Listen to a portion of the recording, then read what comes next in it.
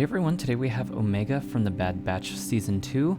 This was an anticipated figure mostly because the Season 1 Omega left a lot to be desired. Strangely enough, this Omega figure is the only one of the new Bad Batch Season 2 squad that is a mainline release, which means that this is coming in the cases that'll be in retail shops, whereas the other 4 members of the Bad Batch were Walmart exclusives.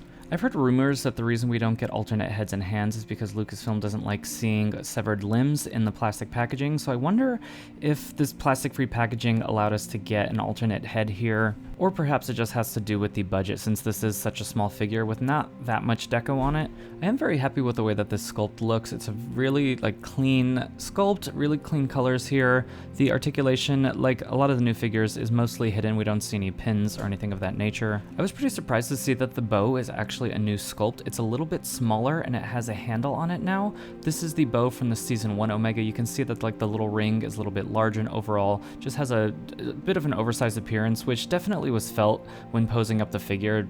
The Season 1 just felt like the bow is way too big. And she also comes with this folded up bow, which I think is really awesome. It is way too much engineering to try to get the actual bow to fold up, so it's really cool that this came with the alternate here. Again, probably due to the small scale of the figure, they're able to include extra accessories like this, because last time the Season 1 came with that little green creature, and this does peg in nicely on the back of her shirt here, and I totally love the way that that looks. I usually pose my figures with their weapons sheathed, maybe 50-50, like some of my Jedi, a lot of them have their lightsabers off. I just think it's nice to add some variety to the shelf. Unfortunately, there's not a ton of articulation at the shoulder or the elbow, so getting her into that bow and arrow pose. It's a little bit difficult, and it does feel like it's missing an ankle swivel there that made certain stances a little bit tricky. Although having the little bit of the handle on the bow there just made this night and day in terms of posing compared to Season 1. So it's not perfect, but I'm pretty happy with the way this looks. Let's check out this alternate head, and there's something really exciting about this alternate head that I will show you towards the end of the video. They pop on and off really easily. It was nice to see it. Not too much force, but they're not also going to pop off on their own.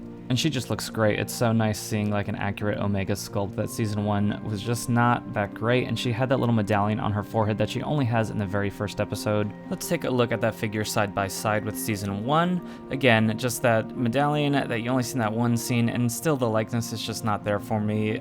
The body looks nice, and I did use that for my custom Boba Fett with a head sculpt by Nuno. And obviously the Season 2 outfit, she's much more of a warrior. She's had some fight experience. It's more of an action figure. But what's cool is we can pop the head off, and if we use a little bit of black tack here, I tried to use the actual head peg, but I couldn't get it out of the Season 1 Omega's head, so I didn't even bother trying to do it.